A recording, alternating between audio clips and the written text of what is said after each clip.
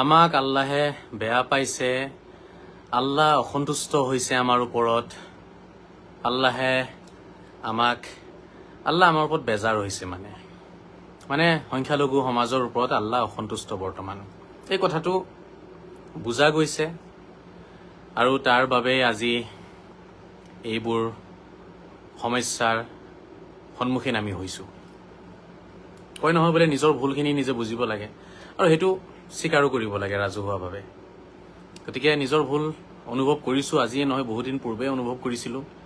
কিন্তু কথাখিনি সকলোকে বুজোৱাৰ পিছতো তেওঁলোকে বুজিব চেষ্টা নকৰিলে। এয়াই সঁচা কথা যে আজি সংখ্যালঘু সমাজৰ ওপৰত আল্লাহ অসন্তুষ্ট হৈছে, বেজাৰ হৈছে, নাৰাজ হৈছে। কাৰণটো কি? কি কাৰণে বেজাৰ হৈছে মই আপোনালোকৰ লগত আলোচনা কৰিম এতিয়া। আৰু আপোনালোকে সকলোৱে দেখিয়ে আছে বিভিন্ন জাগাত মছজিদ ভাঙিছে, উচ্ছেদ হৈছে, মছজিদত বুলডোজাৰ চলিছে। বহু মানুহে হুহুৱাই কান্দিছে, বহু মানুহে চিঞৰিছে, আমাৰ মছজিদটো নাভাঙিবা, আমাৰ মছজিদটো নাভাঙিবা, আমাৰ মছজিদটো থাকিব দিয়া। বহু মানুহে কান্দিছে, বহু মানুহে চিঞৰিছে, বিনাইছে। তাৰ পিছতো আল্লাহে তেওঁলোকৰ সেই বিননি, তেওঁলোকৰ সেই হিয়া উজাৰি কান্দা, তেওঁলোকৰ দুখ আল্লাহে দেখা নাই বা আল্লাহে কবুল কৰা নাই। বহু মানুহে দোৱা কৰিছে, কিমানে যে কোৰাণ খতম পঢ়িছে কোনো ঠিক নাই। মৰি যাব লাগে তেওঁলোক যিসকলে আমাক এই বিপদত পেলাইছে, তেওঁলোক মৰি যাব লাগে। কিমানে খতম পঢ়িছে, খতম বুজি পায় নাই আপোনালোকে? এটা বস্তু আছে আমাৰ, সেইটোৰ নাম জালালী খতম। জালালী খতম, তাৰপিছত আপোনাৰ চেফা খতম, তাৰপিছত কোৰাণ খতম, মানে এইবোৰ পঢ়ে। এইবোৰ মন্ত্ৰ আছে কিছুমান, এইবোৰ মন্ত্ৰ পঢ়ি পঢ়ি মানে কিমানে যে দোৱা কৰিছে কোনো ঠিক নাই, কিমানে যে দোৱা কৰি আছে কোনো ঠিক নাই। কিন্তু আল্লাহে কাৰো দোৱা কবুল কৰা নাই। আনকি আল্লাহে সৰু ল'ৰা ছোৱালীৰ দোৱাও কবুল কৰা নাই, মহিলাসকলৰ চকুৰ পানীও আল্লাহে কবুল কৰা নাই আৰু আল্লাহে কবুল নকৰে। আল্লাহে মহিলাসকলৰ চকু পানীও কবুল নকৰে, সৰু ল'ৰা ছোৱালীৰ চকু পানীও কবুল নকৰে, পুৰুষসকলৰ চকু পানীও আল্লাহে কবুল নকৰে। কাৰণ আল্লাহ বৰ্তমান বেজাৰ হৈছে আমাৰ ওপৰত, আল্লাহ অসন্তুষ্ট হৈছে, আল্লাহৰ ফালৰ পৰা এয়া আজাব আহিছে, এয়া শাস্তি আহিছে। হযৰত মুহাম্মদ সাল্লাল্লাহু তাআলা আলাইহি ওয়াসাল্লামে এই কথাষাৰ স্পষ্টকে তেখেতে কৈ থৈ গৈছিলে। তেওঁৰ প্ৰতি বিশ্বাস আৰু বাঢ়ি যায় যেতিয়া আজিৰ পৰিস্থিতি দেখো বা আজিৰ পৰিস্থিতিৰ যেতিয়া আপোনাৰ চৰ্চা কৰো, তেতিয়া হযৰত মুহাম্মদ সাল্লাল্লাহু তাআলা আলাইহি ওয়াসাল্লামৰ প্ৰতি শ্ৰদ্ধা ভক্তি আৰু বাঢ়ে। কাৰণ তেখেতে 1400 বছৰ আগতে কৈছিলে, যেতিয়া মানুহে কি কৰিব, যেতিয়া মানুহে পাপ বেছি কৰিব, যেতিয়া পাপৰ কলহ ভৰ্তি হৈ যাব, তেতিয়া সেই মানুহখিনি শুধৰাবলৈ কাৰণে কঠোৰ শাস্তি দিয়া শাসক প্ৰেৰণ কৰিব আল্লাহে।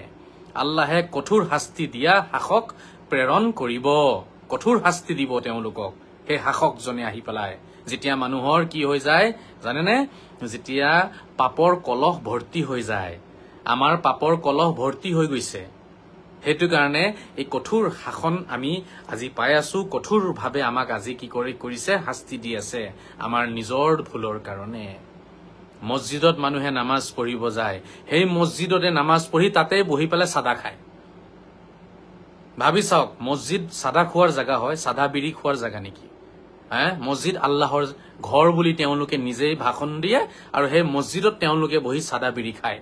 নামাজ পঢ়ি ওলাই আহি পেলাই লগে লগে সেই ৰঙা নীলা টেমা এটা থাকে, এইটো টেমা মই কিনি আনি আপোনালোকক দেখুৱাব লাগিব। আচৰিত ধৰণৰ টেমা কিছুমান আছে ৰঙা নীলা। এই ৰঙা নীলা টেমাৰ দুটা চাইড থাকে, এটা চাইডত চূণ থাকে, এটা চাইডত আপোনাৰ চাদা থাকে, খৈনী থাকে, ধপাত। এই ৰঙা নীলা টেমা পকেটত লৈ পেলাই নামাজ পঢ়ে। এই টেমা পকেটত লৈ নামাজ পঢ়ে। এই টেমা সম্পূৰ্ণ নিষিদ্ধ ইছলামত।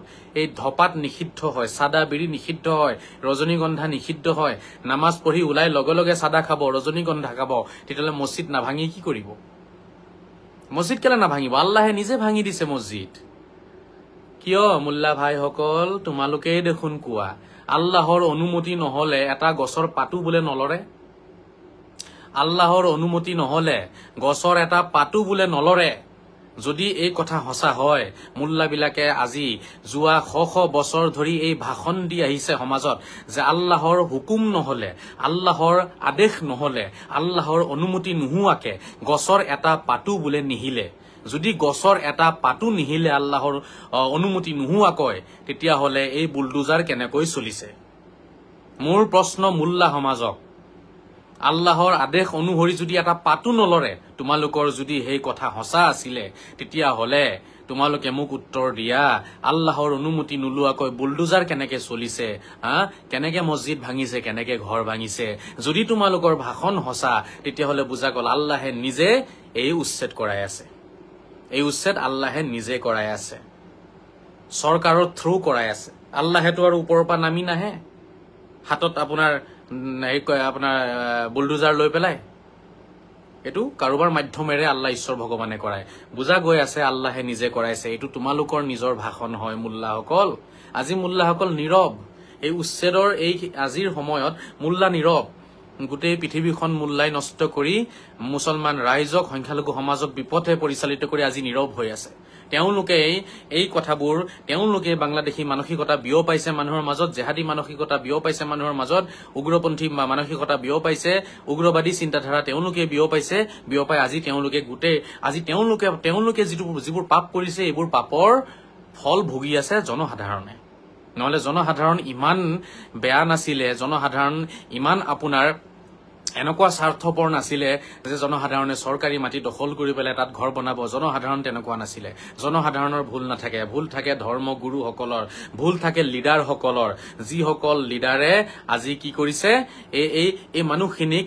ভুল পথে পৰিচালিত কৰিছিলে যোৱা 100 200 500 বছৰৰ পৰা পৰিচালিত কৰিছে ভুল পথে আৰু আজি সেই লিডাৰসকল নীৰৱ হৈ আছে কাৰণ তেওঁলোকৰ ম্যাদী পট্টাৰ মাটি আছে কৰবাত তেওঁলোকে কৰবাত নিজৰখিনি ঠিক ঠাক কৰি লৈছে কিন্তু এই সাধাৰণ ৰাইজ যিসকলে মানুহৰ ঘৰত কাম কৰে কোনোবাই কৰবাত গৈ পেলাই যোগালী কৰে কোনোবাই মিস্ত্ৰী কৰে কোনোবাই আপোনাৰ গোটেই দিন হাজিৰা কৰি আছে কাম কৰি আছে কোনোবাই কাৰোবাৰ গাড়ী চলাই আছে তো কোনোবাই কাৰোবাৰ ঘৰত গৈ পেলাই কাম কৰি আছে জেওৰা মাৰি আছে বাঁহৰ কাম কাঠৰ কাম পকাৰ কাম লোহাৰ কাম এই কাম কৰা ব্যক্তিসকলৰ জীৱন নষ্ট কৰি দিলে এই মুল্লাসকলে যদি এই মছজিদত থাকি তেওঁলোকক বুজাই দিলেহেঁতেন সভ্যতা সংস্কৃতি কি হয় কলা কৃষ্টি কি হয় অসম কাক কয় অসমৰ সভ্যতা সংস্কৃতি কি ভাৰত কাক কয় ভাৰতৰ সভ্যতা সংস্কৃতি কি এইখিনি যদি বুজালেহেঁতেন আজি এই লোহাৰ কাম কৰা কাঠৰ কাম কৰা পকাৰ কাম কৰা বাঁহৰ কাম কৰা এই সাধাৰণ মানুহসকল কষ্টত নপৰিলেহেঁতেন আজি তেওঁলোকৰ মন মগজু বাংলাদেশী বনাই আজি এই মানুহবিলাকে এই লিডাৰবিলাক চুপ হৈ আছে বহি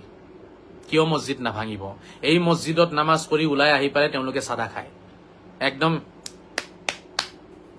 এনেকে সাদাটো ইয়াতে বগা হৈ যায় চুন বুজি পাইছে এনেকে গহি সাদা খায় মছজিদত নামাজটো পঢ়ি ওলাই আহাৰ লগে লগে এইটো নেকি আমাৰ ইছলামৰ নিয়ম এয়া শিকাইছে ইছলামে নামাজ পঢ়ি ওলাই আহি পেলাই যে সাদা খায় মই ক'ব বিচাৰিম আমাৰ অসমত যিমান মছজিদ আছে অসমত যিমান মছজিদ আছে আপোনালোকে নিজেই চাওকচোন নিজৰ মছজিদ বিলাকত আপোনালোকৰ মছজিদৰ ইমাম সাহাব যিজন আছে এই ইমাম সাহাবে নামাজৰ পিছত লগে লগে সাদা খাই নাখায় এই তেনেকুৱা ইমামৰ কাৰণেইতো আজি উচ্ছেদ হৈ আছে মছজিদত যদি সাদা খাব মছজিদত বহি সাদা খায় মছজিদৰ পৰা নামাজ পঢ়ি ওলাই পেলাই সাদা খাব বিড়ি খাব ৰজনীগন্ধা খাব তেতিয়াহ'লে তেনেকুৱা মছজিদ আল্লাহে পছন্দ কৰিব আল্লাহ নাৰাজ নহব আল্লাহ অসন্তুষ্ট নহব নেকি আজি আল্লাহ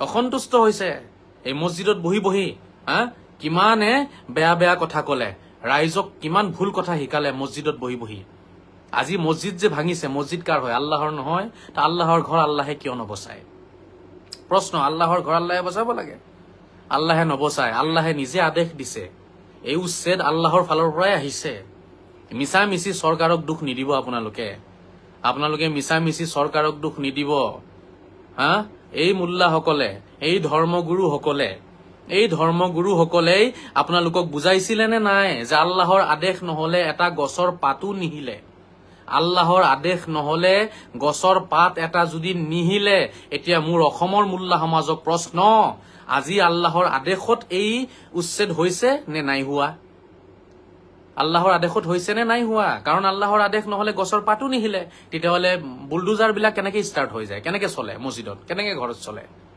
আৰু যদি আল্লাহৰ আদেশত উচ্ছেদ হৈছে তেতিয়াহলে এই অনাই বিনাই কান্দি লাভ নাই নহয় চকু পানী টুকি লাভ নাই আৰু এই কথাৰ জ্বলন্ত প্ৰমাণ যে আল্লাহৰ আদেশতে হৈ আছে এই কথাৰ প্ৰমাণ হৈছে আজি সৰু সৰু ল'ৰা ছোৱালীয়ে কান্দি আছে, মহিলা আই মাতৃসকলে কান্দিছে, বহু কিছুমান সাধাৰণ সহজ সৰল মানুহে কান্দিছে, যিসকলে বুজিও নাপায়, যিসকলে বুজি নাপায় কি চলিছে, কি দেশৰ কথা, ৰাজনীতিৰ কথা। তেওঁলোক ইমানেই বেছি সহজ সৰল হয়, ইমানেই বেছি সহজ সৰল হয়, হয়তো তেওঁলোকে নিজৰ মুখ্যমন্ত্ৰীৰ নামো নাজানে, নিজৰ দেশৰ প্ৰধানমন্ত্ৰীৰ নামো নাজানে, ইমানেই বেছি সহজ সৰল। আপোনালোকে জানিব আজি আমাৰ যিটো জেনেৰেশ্যন, আমাৰ যিটো এজ ন, এই 35, 40, 20, 25 এইটো যিটো এজৰ মানে 40 লৈকে যিটো এজ আছে, এই 40 লৈকে এজৰ যিটো জেনেৰেশ্যন, এই জেনেৰেশ্যনহে আপোনাৰ মোবাইলৰ লগত বেছি সম্পৰ্ক ৰাখিছে, মোবাইল বুজি পায়, পৃথিৱীৰ কথা বুজি পায়। কিন্তু 40 পাৰ হৈ যোৱা, ঠিক আছে, বা 50 পাৰ হৈ যোৱা যিসকল ব্যক্তি আমাৰ সমাজত আছে, বেছিভাগে আজিৰ তাৰিখত মোবাইল চলাব নাজানে, মোবাইল টিপিব নাজানে, কি পৰ্টেল নিউজ, কি ছেটেলাইট নিউজ তেওঁলোকে একো বুজি নাপায়।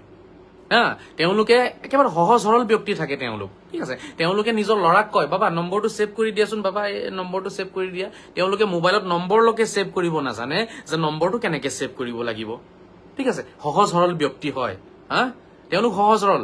আজি সেই সহজ সৰল ব্যক্তিসকলে যে কান্দি আছে, তেওঁলোকৰ চকু পানীওতো আল্লাহে দেখা নাই, তেওঁলোকৰ চকু পানীও আল্লাহে গ্ৰহণ কৰা নাই, সৰু ল'ৰা ছোৱালী চকু পানীও আল্লাহে গ্ৰহণ কৰা নাই। কাৰণ আল্লাহ বেজাৰ হৈছে, আল্লাহ অসন্তুষ্ট হৈছে। আল্লাহৰ মছজিদক বুলডোজাৰে অপমান কৰা নাই, আল্লাহৰ মছজিদক অপমান কৰিছে আমাৰ মোল্লা সমাজে। মছজিদত তেওঁলোকে মিছা কথা প্ৰচাৰ কৰিছে, মছজিদৰ পৰা সনাতনী মানুহক কাফিৰ বুলি তেওঁলোকে কৈছে। সনাতনী মানুহক আল্লাহে সৃষ্টি কৰিছে, খ্ৰীষ্টান মানুহক আল্লাহে সৃষ্টি কৰিছে, চব আল্লাহৰ বান্দা হয়, চব আল্লাহৰ সন্তান হয়, চব আল্লাহৰ সন্তান। আজি এই গোটেই মছজিদৰ পৰা কথাবোৰ ওলাইছিলে, সেইকাৰণেতো মছজিদবোৰ ভাঙিছে। আপোনালোকে নিজে সাৰ্ভে কৰক, নিজে চালাজাৰা কৰক, অসমৰ কেইটা মছজিদৰ ইমামে চাদা নাখায়, অসমৰ কেইটা মছজিদৰ ইমাম এনেকুৱা আছে চাদা নোখোৱা ইমাম, উলিয়াওক, আপোনালোকে উলিয়াওক। 100ৰ ভিতৰত 98টা মছজিদৰ ইমামে চাদা খায়, বিড়ি খায়, ৰজনীগন্ধা খায়। 100ৰ ভিতৰত 2টা ওলাব মছজিদ এনেকুৱা চাগে, তথাপিও সেই 2টাত মোৰ সন্দেহ আছে, সেই 2টাতো মোৰ সন্দেহ আছে। মই 2টা কম, 100ৰ ভিতৰত মোৰ ফালৰ পৰা 2টা। অসমত হাজাৰ হাজাৰ মছজিদ আছে, 100ৰ ভিতৰত 2টা মছজিদহে ওলাব য'ত ইমাম চাহাবে চাদা নাখায়, বিড়ি নাখায়, ৰজনীগন্ধা নাখায়, বাকী সকলোৱে খাই আছে। এইটো আপোনালোকে নিজে চালাজাৰা কৰক না ভাই, নিজে সাৰ্ভে কৰক। নিজৰ নিজৰ অঞ্চলৰ মানুহে নিজৰ ইমামজনৰ কথা নাজানে, আপোনালোকৰ পৰাইতো চাদা খুজি খুজি খায়। নামাজ পঢ়া হলে এজনক কব, বাবা চাদা বনাওকচোন, চাদা বনাওক। আপোনাৰ ওচৰত আছে নি ৰজনীগন্ধা, আছে নি এই শিখৰ আছে নি, শিখৰ শিখৰ শিখৰ আছে নি, আৰু কি এইটো কমলা পচন্দ আছে নি? এজন ধৰ্মগুৰুৱে যেতিয়া চাদা খোৱা আৰম্ভ কৰে, এজন ধৰ্মগুৰুৱে যেতিয়া আপোনাৰ শিখৰ খোৱা আৰম্ভ কৰে, এজন ধৰ্মগুৰুৱে যেতিয়া চিগাৰেট খোৱা আৰম্ভ কৰে নহয়, তেতিয়া সমাজ নষ্ট হয়। কি ধৰ্মগুৰু হবাহে তুমি? তুমি নিজেই চিগাৰেট খোৱা, তুমি নিজেই চাদা খোৱা, বিড়ি খোৱা, তুমি মানুহক কি শিকাবা? তুমি ল'ৰা ছোৱালীক কি শিকাবা? এজন ধৰ্মগুৰু হয় কি জানে? আদৰ্শ। এজন ধৰ্মগুৰু হয় ঈশ্বৰ আল্লাহ ভগৱানৰ ৰূপ হয় এজন ধৰ্মগুৰু। এজন ধৰ্মগুৰুৱে চাদা খোৱা মানে কি বুজায়? তাৰমানে কি বুজায়? এজন ধৰ্মগুৰুৱে চাদা খোৱা মানে কি বুজায়? ঈশ্বৰ আল্লাহ ভগৱানৰ ডাইৰেক্ট কানেকশ্যন থাকে এজন ধৰ্মগুৰুৰ লগত। এজন ধৰ্মগুৰুৱে যেতিয়া চাদা খাব মছজিদত, তেতিয়া তেনেকুৱা মছজিদটো আপোনাৰ উচ্ছেদ হবই। কথাটো আপোনালোকে বুজক। বহুত কাহিনী আছে, এনেই উচ্ছেদ হোৱা নাই। এইবোৰ চৰকাৰ হৈছে বাহানা, বিজেপিয়ে কৰা উচ্ছেদ হৈছে বাহানা। আচল হৈছে আল্লাহ ৰব্বুল ইজ্জতে, সেই গোটেই পৃথিৱীৰ মালিক আল্লাহ ঈশ্বৰ ভগৱানে এই উচ্ছেদ কৰাই আছে। কাৰণ সকলোৱে জানে আল্লাহৰ আদেশ নহলে গছৰ এটা পাতো নলৰে, আল্লাহৰ আদেশ নহলে একো নহয় পৃথিৱীত। গতিকে আল্লাহৰ আদেশত উচ্ছেদ হৈছে। সেইকাৰণে মই দল সংগঠনক কম, আপোনালোকে এইবোৰৰ পৰা আঁতৰত থাকক। আল্লাহৰ বিৰুদ্ধে আন্দোলন কৰিছে আপোনালোকে। যিসকল দল সংগঠনে আজি আন্দোলন কৰিছে, তেওঁলোকে চৰকাৰৰ বিৰুদ্ধে কৰা নাই, তেওঁলোকে আল্লাহৰ বিৰুদ্ধে আন্দোলন কৰিছে। সেইকাৰণে তেওঁলোকৰ আন্দোলনৰ কোনো আপোনাৰ ৰিজাল্ট ওলোৱা নাই। ওলোটা আমাৰ সমাজৰ আৰু বিপদ হৈছে, আমাৰ সমাজৰ আৰু বিপদ চাপি আছে। কাৰণ আল্লাহে লিখি দিছে অলৰেডি উচ্ছেদ হব, আল্লাহে সাইন কৰিছে তাত উচ্ছেদত। বুজি পাইছে? যেতিয়া আল্লাহে লিখি দিছে তাতে যদি এতিয়া আমি আন্দোলন কৰো, তাৰ মানে আল্লাহৰ বিৰুদ্ধে আন্দোলন কৰা হৈ আছে। আমি দুৱাও কৰিব নালাগে আল্লাহৰ ওচৰত, কাৰণ আল্লাহে আমাক এইখিনি শাস্তি আল্লাহে দিছে। আমি যিমানে দুৱা কৰিম, আমি যিমানে প্ৰাৰ্থনা কৰিম, আমি যিমানে এই কথাৰ বিৰুদ্ধে যাম, সিমানে আল্লাহৰ বিৰুদ্ধে যোৱা হব। কাৰণ আল্লাহৰ অনুমতি নোহোৱাকে গছৰ পাত নলৰে বুলি অসমৰ মোল্লাই এই কথাষাৰ কৈ আহিছে। আৰু আল্লাহৰ অনুমতি নোহোৱাকৈ নিশ্চয় বুলডোজাৰো লৰা নাই। নিশ্চয় বুলডোজাৰ আল্লাহৰ হুকুমত চলিছে, আল্লাহৰ আদেশত চলিছে। অসমত উচ্ছেদ আল্লাহৰ আদেশত হৈছে। গতিকে উচ্ছেদৰ বিৰোধিতা যিসকলে কৰি আছে বা মছজিদ কৰবাত ভাঙিছে, মিছামিছি চকু পানী ওলাই আছে, এইবোৰ চব আপোনাৰ এইবোৰ কেতিয়াও আল্লাহে গ্ৰহণ নকৰে বন্ধুসকল। আল্লাহ আমাৰ ওপৰত বেজাৰ হৈছে, আল্লাহ আমাৰ ওপৰত অসন্তুষ্ট। এটা কাৰণ মই কলো, মছজিদক অপমান আমি কৰিছো, চৰকাৰৰ বুলডোজাৰে মছজিদক অপমান কৰা নাই। আৰু আমি এই মছজিদক অপমান কেনেকে কৰিছো? হযৰত মুহাম্মদ সাল্লাল্লাহু তাআলা আলাইহি ওয়াসাল্লাম এনেকুৱা এজন ব্যক্তি আছিলে, তেখেতে নহৰু আৰু পিয়াজৰ গোন্ধলৈকে তেখেতে সহ্য কৰিব পৰা নাই। তেখেতে কৈছিলে, যিসকলে ৰাতি ভাত খোৱাৰ পিছত পিয়াজ খোৱা বা যিসকলে দিনত নহৰু পিয়াজ খোৱা, তোমালোকে অলপ মোৰ পৰা আঁতৰত থাকিবা, কাৰণ দেৱতাসকলৰ লগত মোৰ সম্পৰ্ক আছে, মোৰ লগত এনি টাইম কণ্টিনিউ ঈশ্বৰ আল্লাহ ভগৱানৰ সম্পৰ্ক থাকে। গতিকে তোমালোকৰ গাত যদি কিবা দুৰ্গন্ধ ওলাই, তেতিয়াহ'লে তোমালোকে মোৰ ওচৰলৈ নাহিবা, কাৰণ যিসকল দেৱ দেৱী মোৰ ওচৰলৈ আহে, যিসকল ফিৰিষ্টা মোৰ ওচৰলৈ আহে, তেওঁলোকে কষ্ট পায়। আজি সেই হযৰত মুহাম্মদৰ আমি অনুসৰণকাৰী হৈ পেলাই আমাৰ যিটো অৱস্থা, আমি নামাজ পঢ়াৰ লগে লগে উঠি ওলাই গৈ চাদা খাওঁ, নামাজ পঢ়ি লগে লগে গৈ পেলাই চিগাৰেট খাওঁ, নামাজ পঢ়ি লগে লগে গৈ শিখৰ খাওঁ, নামাজ পঢ়ি লগে লগে গৈ ৰজনীগন্ধা খাওঁ। আমি আকৌ নিজকে হযৰত মুহাম্মদ সাল্লাল্লাহু তাআলা সাল্লামৰ লগত আমি কি কৰো? অনুসৰণকাৰী বুলি পৰিচয় দিওঁ। এয়া হযৰত মুহাম্মদৰ অনুসৰণকাৰীৰ চৰিত্ৰ হ'ব নোৱাৰে, কাৰণ হযৰত মুহাম্মদে পবিত্ৰ পিয়াজটো পবিত্ৰ হয়, নহৰু পবিত্ৰ হয়, তাৰ পিছতো তেখেত ইমান মানে তেখেতৰ যিটো মানে আপোনাৰ হেৰি আছিলে, মন মগজু আছিলে, ইমান মানে পবিত্ৰ আছিলে, ইমানেই বেছি পবিত্ৰ আছিলে মানে তেখেতে যিকোনো গোন্ধ তেখেতে মানে সহ্য কৰিব পৰা নাই, আৰু তেখেতে বাধা দিছে, মোৰ ওচৰত তোমালোকে তেনেকুৱা খাদ্য খালে মোৰ ওচৰলৈ নাহিবা, কাৰণ মোৰ সম্পৰ্ক ভগৱানৰ লগত আছে। আৰু এইবোৰ গোন্ধ ওলাই থাকিলে ওচৰে পাজৰে দেৱ দেৱীসকল যিসকলৰ লগত এনি টাইম মোৰ কি হৈ থাকে? আলোচনা হৈ থাকে, দেখা সাক্ষাৎ হৈ থাকে, তেওঁলোকে কষ্ট পায়। শ্ৰদ্ধাৰ ৰাইজ, কথাখিনি বুজক আপোনালোকে। আজি যে উচ্ছেদ হৈ আছে, যিবোৰ জাগাত উচ্ছেদ হৈছে, কোনো এটা মানুহে নবীক চালাম নপঢ়ে, ইয়া নবী চালাম আলাইকা তেওঁলোকে নপঢ়ে। কিয় উচ্ছেদ নহব? যোৱা 30-40 বছৰে এই কথাষাৰ বুজাই আহিছো আমি। মই অকলে বুজোৱা নাই, মোৰ দেউতাই বুজাইছিলে, মোৰ দেউতাক মাৰিছে তেওঁলোকে এই কথাখিনি কোৱাৰ কাৰণে। আজি যে উচ্ছেদ হৈছে বিশ্বনাথ জিলাত, বিশ্বনাথত কিমান জাগাত মোৰ দেউতাই গৈ পেলাই মানুহক বুজাইছিলে যে তোমালোকে ইয়া নবী সালাম আলাইকা পঢ়া, ইয়া নবী সালাম আলাইকা পঢ়া। কিন্তু সেই মানুহখিনিয়ে কি কৈছিলে? যে আমি ইয়া নবী নপঢ়ো, হযৰত মুহাম্মদ আমাৰ দৰে সাধাৰণ মানুহ আছিলে, হযৰত মুহাম্মদ মৰি গল। এনেকুৱা অপমান কৰিছে, আমি নিজে কৰিছো হযৰত মুহাম্মদক অপমান। সেইকাৰণে আল্লাহে আমাৰ ওপৰত এই উচ্ছেদ লিখি দিছে। এই উচ্ছেদ এনেই লিখা নাই, আপোনালোকে নিজেই ভাবি চাওক। আপোনালোকে মুছলমান সমাজে আপোনালোকে কওক, ইয়া নবী সালাম আলাইকা যিটো সালাম চং হয়, কেইজনে পঢ়ে? অসমত কেইজনে পঢ়ে? অসমত কেইজন আজান পীৰৰ দৰগাহত গৈ পেলাই তাতে সেৱা জনাইছে? কেইজনে? কোনো নাযায়, কোনো মুল্লা তাত নাযায় দৰগাহত। আজান পীৰৰ দৰগাহ গৈ পেলাই চাওক, আপোনালোকে অন্ধকাৰ হৈ আছে। আজান পীৰৰ দৰগাহ আজি জাক জমকতাৰে ভৰি থাকিব লাগিছিলে, উজলি থাকিব লাগিছিলে, কিন্তু আজান পীৰৰ দৰগাহত গৈ পেলাই চাওক। মই গৈছিলো যোৱা 1 বছৰমান আগত, আজান পীৰৰ দৰগাহত তেনেকুৱা জাক জমকতা নাই। আজান পীৰৰ দৰগাহৰ চাৰিওফালে জংগলৰ দৰে হৈ গৈছে। কিয়? এইবোৰ পাপ নহয় নি? আজান পীৰৰ বদদুৱা লাগিছে, আজান পীৰৰ অভিশাপ লাগিছে। আজি আমাৰ অসমৰ মানুহৰ ওপৰত, আমাৰ সংখ্যালঘু সমাজক আজান পীৰৰ বদদুৱা লাগিছে। এই ডাঙৰ ডাঙৰ যিবোৰ লিডাৰ, ডিঙিৰ হিৰ ফুলাই ফুলাই যে তেওঁলোকে কথা কয়, তেওঁলোকে আজান পীৰৰ দৰগাহত কেইদিন গৈছিলে? তেওঁলোকৰ তাত যোৱা ফটো আপলোড নহয়, তেওঁলোকে আৰু বিভিন্ন আন্দোলন কৰি পেলাই ফটো আপলোড কৰিব। সেইবোৰ আপলোড কৰোঁতে তেওঁলোকৰ প্ৰব্লেম নাই। আজান পীৰৰ দৰগাহৰ ফটো আপলোড কৰা। আজান পীৰৰ দৰগাহত কোনে কোনে গৈছে? যদি নাই যোৱা, এই আজান পীৰৰ দৰগাহত যিসকল যোৱা নাই সকলোৰে উচ্ছেদ হব। চাব মই কলো আপোনালোকৰ বহুত বেয়া দিন আহি আছে। এইটোতো আৰম্ভণি, এইটো আল্লাহে আৰম্ভ কৰিছেহে খেলা। আল্লাহৰ খেলা আৰম্ভ হৈছে। আজান পীৰৰ দৰগাহত গৈছে নে? নাই যোৱা। আজান পীৰৰ দৰগাহত গৈ পেলাই চাকি বাতি জ্বলাইছে নে? নাই জ্বলোৱা। আজান পীৰৰ দৰগাহত গৈ পেলাই সেৱা জনাইছে নে? নাই জনোৱা। সেইবোৰ কৰিলে বোলে পাপ হয়। তেতিয়াহ'লেতো উচ্ছেদ হবই। আমাৰ ভিতৰত নাই শ্ৰদ্ধা, নাই ভক্তি। আমি পীৰ ফকীৰ, ঋষি মনীষী, অলি আউলিয়াক আমি নামানো। গতিকে বুজিব শ্ৰদ্ধা ৰাইজ, কথাবোৰ আপোনালোকে বুজিব। আমাৰ এজনে কমেন্ট কৰিছে, ভাল কমেন্ট কৰিছে, শফিকুল ইছলাম। শুনা পাইছিলো বিগত কালত আলিমসকলে আল্লাহৰ ওচৰত দোৱা কৰি বৰষুণ বিচাৰিলে, লগে লগে বৰষুণ দিছিলে। আজিৰ তাৰিখত কিয় দোৱা কবুল নহয়, কাৰণ কি? ধন্যবাদ জনাইছো শফিকুল ইছলাম চাহাবক, একদম ধুনীয়া কথা কৈছে। আগতে দোৱা কৰাৰ লগে লগে বৰষুণ আহিছে।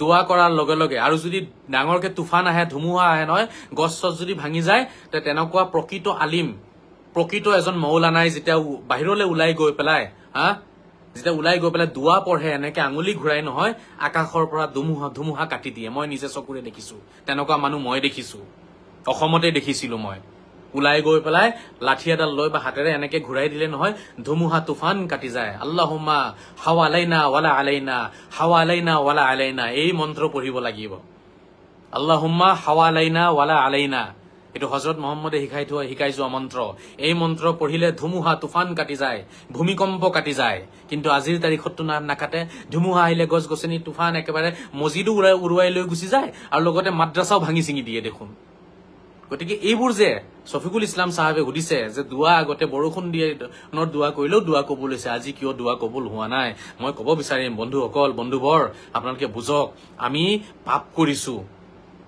পাপ কৰিছো আপোনালোকে চাওক হযৰত মুহাম্মদ সাল্লাল্লাহু তাআলা আলাইহি ওয়াসাল্লাম সৰ্বশেষ অৱতাৰ সৰ্বশেষ পয়গম্বৰ মেসেঞ্জাৰ অফ গড সৰ্বশেষ হয় তেখেতৰ পিছত কোনো মেসেঞ্জাৰ অহা নাই আজিলৈকে আৰু নাহে কেতিয়াও এটো সৰ্বশেষ তেখেত মেসেঞ্জাৰ আছিল লাষ্ট মেসেঞ্জাৰ অফ গড একদম ফাইনেলি আছিল তেখেত সেই হযৰত মুহাম্মদক থিয় হৈ পেলাই সন্মান নজনায় আৰু তেওঁলোকে চাব কিন্তু তেতিয়া যিসকলে হযৰত মুহাম্মদক সন্মান নজনায় তেওঁলোকে কিন্তু জাতিৰ পিতা মহাত্মা গান্ধীক আকৌ তেওঁলোকে থিয় হৈ পেলাই সন্মান জনায় তাৰ মানে কি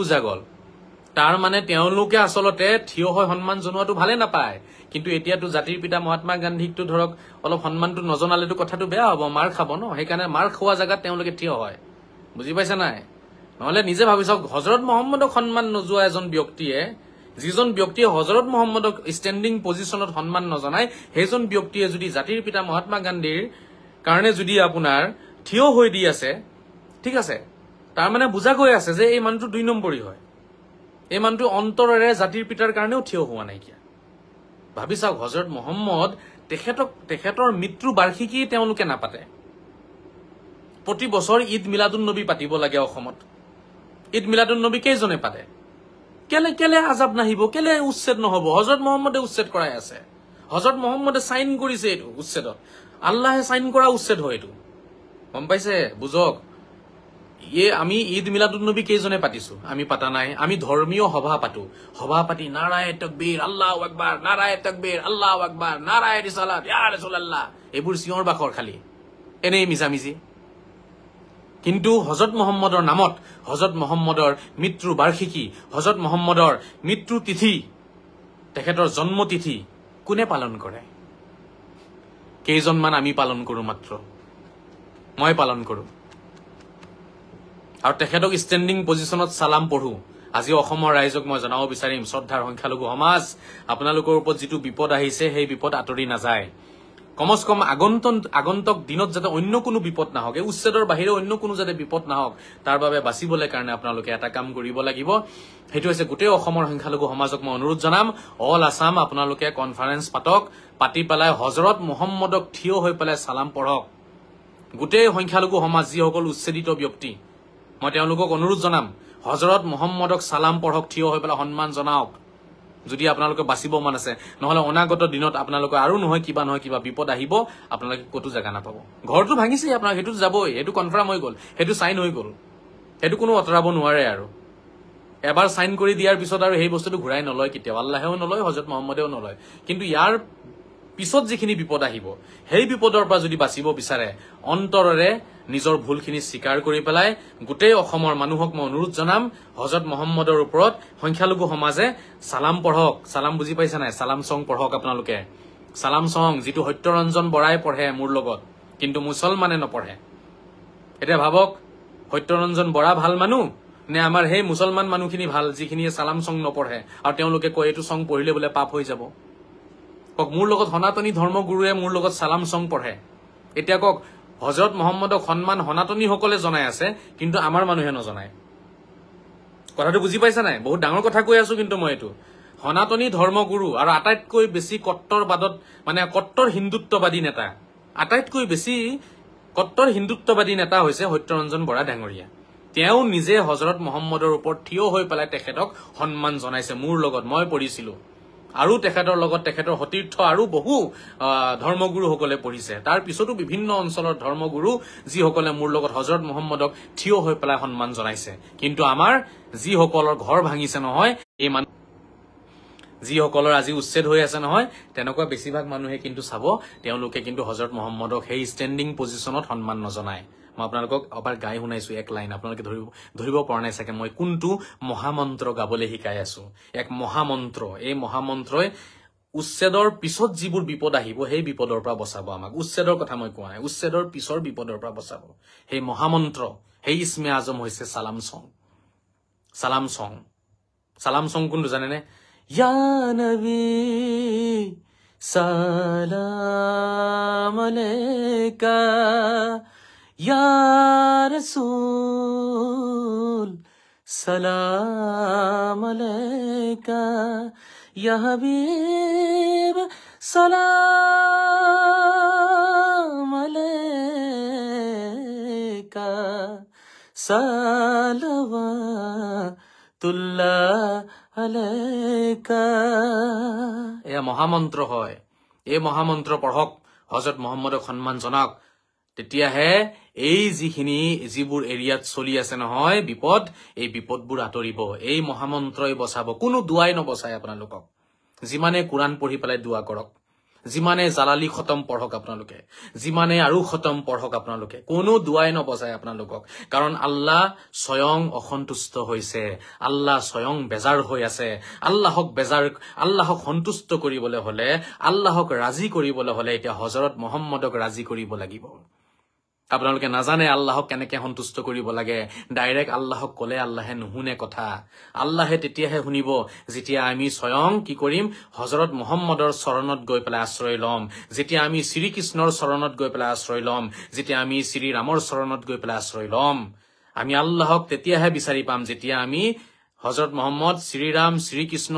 আজান পীৰ শংকৰদেৱ আৰু খাজা বাবাক আমি কি কৰিম সেৱা কৰিম সন্মান জনাম তেতিয়াহে হ'ব গতিকে সকলোৱে সালাম সং পঢ়িবলৈ কাৰণে মই সকলোকে অনুৰোধ জনাইছো এই সালাম সং পঢ়িলে হয়তো অনাগত দিনত কৰবাত নহয় কৰবাত যিবোৰ বিপদ আহি আছে এতিয়া শুনিছো বোলে বাৰ্থ সাৰ্টিফিকেট লাগে আকৌ কেদিন পিছত আৰু কিবা লাগিব ঠিক আছে এইবোৰ যে আহি আছে এটাৰ পিছত এটা যে লাইন লাগি যে বিপদবোৰ যে আহি আছে আমাৰ ওপৰত সেই বিপদবোৰ তেতিয়া যাব যেতিয়াহে আপোনালোকে হযৰত মুহাম্মদক সন্মান জনাব আৰু হযৰত মুহাম্মদে কিন্তু যিবোৰ কথা কৈছে সেইখিনি মানিব লাগিব হযৰত মুহাম্মদে কৈ থৈ গৈছে যিখন দেশত আপুনি থাকিব সেই দেশৰ সভ্যতা সংস্কৃতি মানি চলিব হযৰত মুহাম্মদৰ আদেশ হয় যে শ্ৰী ৰাম হওক শ্ৰীকৃষ্ণ হওক যীশু খ্ৰীষ্ট হওক সকলোকে আমি সেৱা কৰিব লাগিব সকলোকে প্ৰণাম কৰিব লাগিব সকলোকে শ্ৰদ্ধা জনাব লাগিব এয়া হযৰত মুহাম্মদৰ আদেশ হয় সেই হযৰত মুহাম্মদৰ সেই আদেশ সেই আপোনাৰ অমূল্য বাণীসমূহ আজি মছজিদে কি কৰিছে মছজিদৰ পৰা মুল্লাসকলে লুকাই দিছিলে সেই কাৰণেইতো মছজিদত উচ্ছেদ হৈ আছে বন্ধুসকল কিমান ডাঙৰ ডাঙৰ পাপ হৈ আছে আপোনালোকে ভাবক এই মছজিদত নামাজ পঢ়ি ওলাই লগে লগে গৈ পেলাই চাব মানুহৰ সমালোচনা কৰে কোনে কৰে আপোনালোকে জানে সমালোচনা যদি কৰে তেতিয়াহ'লেতো মছজিদৰ সন্মান কোনে নষ্ট কৰিছে আমিতো কৰা নাই ন বন্ধুসকল মছজিদৰ সমালোচনা মছজিদৰ পৰা ওলাই গৈ লগে লগে যদি আপুনি বেলেগৰ সমালোচনা আৰম্ভ কৰি দিয়ে তেতিয়াহ'লেতো আৰু শেষ ন সব শেষ কি কম মছজিদৰ বদদুৱা লাগিছে মছজিদৰ অভিশাপ লাগিছে আমাৰ গাত মই যে কৈছিলো অলপ আগতে আজান পীৰৰ অভিশাপ লাগিছে আমাৰ গাত লাগিছে মছজিদৰ অভিশাপ মছজিদ থাকিব নিবিচাৰে আজি আমাৰ মাজত মছজিদে আল্লাহক কৈ আছে হে আল্লাহ মোক ভাঙি পেলোৱা মই নাথাকো এওঁলোকৰ মাজত মছজিদে আল্লাহক কৈ আছে মোক ভাঙি পেলোৱা আল্লাহ মই থাকিব নিবিচাৰো মছজিদেটো ধন্যবাদ জনাই আছে চৰকাৰক যে মোক বচাই দিলা এনেকুৱা মানুহৰ পৰা যিবোৰ মছজিদত গৈ পেলাই মুল্লাবিলাকে গৈ পেলাই ইমান ভুল কথা প্ৰচাৰ কৰিছে সেই মছজিদে আজি আল্লাহক শুকৰিয়া জনাইছে যিবোৰ মছজিদ ভাঙি গ'ল সেই মছজিদবোৰ বাচি গ'ল আজি যি অসমৰ সভ্যতা সংস্কৃতিৰ বিৰুদ্ধে যিবোৰ আলোচনা হয় সেইবোৰ ক'ৰ পৰা হয় মছজিদত হয় মই সঁচা কথা কৈছো কোনোবাই ভাল পাওক কোনোবাই বেয়া পাওক মোৰ একো আহে নাযায় ইয়াৰ প্ৰমাণ আপোনালোকে নিজেই পাই যাব মছজিদৰ ইমামসকলক সোধক না কোনজন ইমামে বিহু নাচিছিলে কোনজন ইমামে ঢোল বজাই পেলাই বিহুত ওলাই আহিছিলে কোনজন ইমামে হোলী খেলিছিলে কোনজন ইমামে তাৰ মানে তেওঁলোকৰ বিহুৰ প্ৰতি তেওঁলোকৰ বেয়া ভাৱ আছে তেওঁলোকৰ হোলীৰ প্ৰতি বেয়া ভাৱ আছে তেওঁলোকৰ মন মগজুত বেয়া ভাৱ সোমাই আছিলে কোনজন ইমাম অসমত মোক লাগে তো মছজিদৰ পৰাই হৈছে ন অসমৰ সভ্যতা সংস্কৃতিৰ বিৰুদ্ধে যিবোৰ মানসিকতা আজি বিৰাজ কৰিছে মছজিদৰ পৰাই গৈছে অন্য কোন জায়গাৰ পৰা যাব মছজিদ মাদ্ৰাছাৰ পৰা গৈছে আজি মছজিদ মাদ্ৰাছাৰ বদদুৱা লাগিছে শ্ৰদ্ধাৰ ৰাইজ সকলোৱে এতিয়া অসমৰ সভ্যতা সংস্কৃতি মানক আৰু তাৰ আগত আপোনালোকে হযৰত মুহাম্মদক বুজিব চেষ্টা কৰক হযৰত মুহাম্মদ কোন আছিলে লাষ্ট মেসেঞ্জাৰ অফ গড মৰ্যাদা পুৰুষোত্তম তেখেতৰ মুখৰ বাণী তেখেতৰ ভিতৰত শ্ৰী ৰাম হুমাই আছে তেখেতৰ ভিতৰত শ্ৰী কৃষ্ণ আছে এই কথাখিনি আমাৰ মুছলমানে এই কথাখিনি বুজিব লাগিব হযৰত মুহাম্মদক আপোনালোকে তেনেকুৱাই চাব তেনেকুৱা দৃষ্টিভংগীৰে চাব লাগিব শ্ৰী ৰামক তেনেকুৱা দৃষ্টিভংগীৰে চাব লাগিব শ্ৰী ৰাম মানে কোন অৱতাৰ অৱতাৰ মানে কোন স্বয়ং ভগৱানৰ ৰূপ হয় স্বয়ং আল্লাহৰ ৰূপ হয় শ্ৰী ৰামেই দেখোন আল্লাহৰ ৰূপ হয় শ্ৰী কৃষ্ণ দেখোন স্বয়ং ভগৱান ভগৱানৰ অৱতাৰ স্বয়ং ভগৱান ৰূপ কক অৱতাৰ কক স্বয়ং ভগৱান স্বয়ং আল্লাহ আজি আমি সেইখিনি মানুহ জানো না মানুহ নহয় আমি সেই বস্তুবোৰ নামানাৰ কাৰণে আজি আল্লাহ বেজাৰ হৈছে নহলে আপোনালোকেই কওকচোন সৰু সৰু ল'ৰা ছোৱালীৰ যেতিয়া হিয়া উজাৰি কান্দে তেওঁলোকে তেতিয়াতো কমচম আল্লাহে দুৱা কবুল কৰিব লাগিছিলে সৰু ল'ৰা ছোৱালীখিনিটো কোনো ভুল কৰা নাই নহয় কিন্তু আল্লাহে দুৱা কবুল নকৰে যেতিয়া আল্লাহ বেজাৰ হৈ যায় নহয় তেতিয়া আপোনাৰ ল'ৰা ছোৱালীৰ দুৱাও কবুল নকৰে কাৰণ আপোনাৰ ল'ৰা ছোৱালী আপোনাৰে প্ৰতিছবি হয় জেহাদীৰ ল'ৰা ছোৱালী জেহাদীয়ে হ'ব বুজি পাইছা নাই এই কথাটো মনত ৰাখিব আপোনালোকে জেহাদীৰ বেছিভাগে বাই চান্স 100ৰ ভিতৰত এটা দুটা ওলাই ভাল হৈ যায় বাট মুছলমানৰ ল'ৰা ছোৱালী মুছলমানে হ'ব সনাতনীৰ ল'ৰা ছোৱালী সনাতনীয়ে হ'ব হয় নহয় সবেই নিজৰ খিনিয়ে মানে ঠিক তেনেকে যিসকল জেহাদী চিন্তাধাৰা তেওঁলোকৰ ল'ৰা ছোৱালী ভৱিষ্যতে জেহাদী হ'ব আৰু এইটো প্ৰজন্ম পিছত প্ৰজন্ম এই এনেকে আপোনাৰ জেনেৰেশ্যন আফটাৰ জেনেৰেশ্যন এই বেয়া চিন্তাধাৰাবোৰ আমাৰ মাজত সোমাই আহিছে সেইকাৰণে আজিৰ তাৰিখত আল্লাহ তাআলাই সৰু ল'ৰা ছোৱালীৰ দুৱাও কবুল নাই কৰা মহিলাসকলৰ দুৱাও কবুল নাই কৰা এজন পুৰুষ মতা মানুহ জেহাদী চিন্তাধাৰা তেওঁৰ পত্নীওতো জেহাদী চিন্তাধাৰাৰে হ'ব ন এইটো কলে নহব যে ঠিক আছে পুৰুষজন জেহাদী চিন্তাধাৰাৰ আছিলে বাংলাদেশী চিন্তাধাৰা মহিলাসকলে কি ভুল কৰিছে আৰে তাৰ পত্নীওতো তেনেকুৱাই হ'ব ন সেইজনৰ ল'ৰা ছোৱালীওতো তেনেকুৱাই হ'ব ন গতিকে আল্লাহে এইবোৰ সব জানে সেইকাৰণে সৰু ল'ৰা ছোৱালীৰ দুৱাও আল্লাহে কবুল কৰা নাই মহিলাসকলৰ দুৱাও কবুল কৰা নাই যোৱা দুদিন পূৰ্বে বিশ্বনাথৰ আপোনাৰ গলিয়া আছিলে এটা জায়গা আমি গলিয়া বুলি কওঁ ঠিক আছে এই গলিয়াৰ এটা সময়ত মই তাত গৈছো যিটো জায়গাত তাতে মই বহুত আপোনাৰ প্ৰগ্ৰামো কৰিছিলো এটা সময়ত এই মানুহখিনিক মই বহুত বুজালো যিটো মছজিদ ভাঙিছে আপোনাৰ যোৱা কাইলে পুৰহি ভাঙিছে এইটো মছজিদত মই নিজে নামাজ পঢ়িছো গৈ পেলাই আৰু এই মছজিদৰ ইমামৰ চৰিত্ৰ তেওঁলোকে জানে অঞ্চলৰ মানুহে কক আপোনালোকে এইটো মছজিদক অপমান সেই ইমামজনে কৰিছে যিজন ইমামে তাত থাকি থাকি ভুল কথা বিয় পাইছে এই ইমামবোৰে মোক ভণ্ড বুলি কয় তো তোমালোকে মছজিদ কেলে বচাব নোৱাৰিলা মই সেইবোৰ জায়গাত গৈছো যত উচ্ছেদ হৈ আছে আগতে গৈছো গৈ পেলাই আগতীয়াকে মই ভৱিষ্যতবাণী কৰি থৈ আহিছিলো তেওঁলোকক যে আপোনালোকৰ বিপদ আহি আছে সুনামি আহি আছে সুনামি আজি 2 বছৰ পূৰ্বে মই কৈছিলো শ্ৰদ্ধা ৰাইজ অসমত সুনামি আহিব তেওঁলোকে ভাবিছে সুনামি খালি পানীৰে আহে সুনামি কেইবাটা সুনামি আছে এইটো হৈছে আপোনাৰ বুলডোজাৰ সুনামি এটা যেটো চলিছে অসমত এটো হৈছে বুলডোজাৰ সুনামি এটো পানীৰ মহাসাগৰৰ সুনামি নহয় এটো বুলডোজাৰ সুনামি চলি আছে মই কৈছিলো 2 বছৰ 3 বছৰ আগৰ পৰা কৈ আছো সুনামি আহিব আহিলে ন সুনামি এতিয়া শ্ৰদ্ধা ৰাইজ আপোনালোকে বুজক সকলোৱে সাদা বিৰি খুৱাই ৰক ঠিক আছে ৰজনীগন্ধা শিখৰ নাখাব আৰু আপোনালোকে যিসকল অসমৰ সভ্যতা সংস্কৃতি মানা নাই তেওঁলোকে অসমৰ সভ্যতা সংস্কৃতি মানক মই বাৰে বাৰে কৈছো আমাৰ হিন্দুসকল খ্ৰীষ্টানসকল আমাৰ ভাই হয় ভাই বুলি কলে নহব আমি একেই হওঁ সব আমি সবেই এক হওঁ সব আল্লাহ ঈশ্বৰ ভগৱানৰ সন্তান আপুনিও আল্লাহৰ সন্তান তেওঁলোকো আল্লাহৰ সন্তান তেওঁলোকো আল্লাহৰ সৃষ্টি আপুনিও সৃষ্টি হয় এই কথা মানক মছজিদ নামঘৰ মন্দিৰ সবকে সন্মান জনক আপোনালোকে বিপদ এইটো কাৰণে আহি আছে অন্য এইবোৰ বাহানা উচ্ছেদ আৰু চৰকাৰী মাটি এইবোৰ বাহানা আল্লাহে উচ্ছেদ হেতু কাৰণে কৰা নাই আল্লাহে উচ্ছেদ কৰিছে বেলেগ এটা কাৰণে চৰকাৰে উচ্ছেদ কৰিছে চৰকাৰী মাটিৰ কাৰণে তো কিবা নহয় কিবা এটা বাহানাটো লাগিব ন মানুহখিনিক তাৰ পৰা উঠাবলে বা আল্লাহে শাস্তি দিবলে কাৰণে কিবা না কিবা এটা বাহানাটো লাগিব এতিয়া সক আল্লাহে কাৰোবাক শাস্তি কেনেকে দিয়ে কাৰোবাৰ বোলে ভৰি এখন ভাঙি থাকিলে তো আল্লাহে শাস্তিটো তেনেকেই দিয়ে ন এজন মানুহে যদি কিবা পাপ কাম কৰিছে চাব বোলে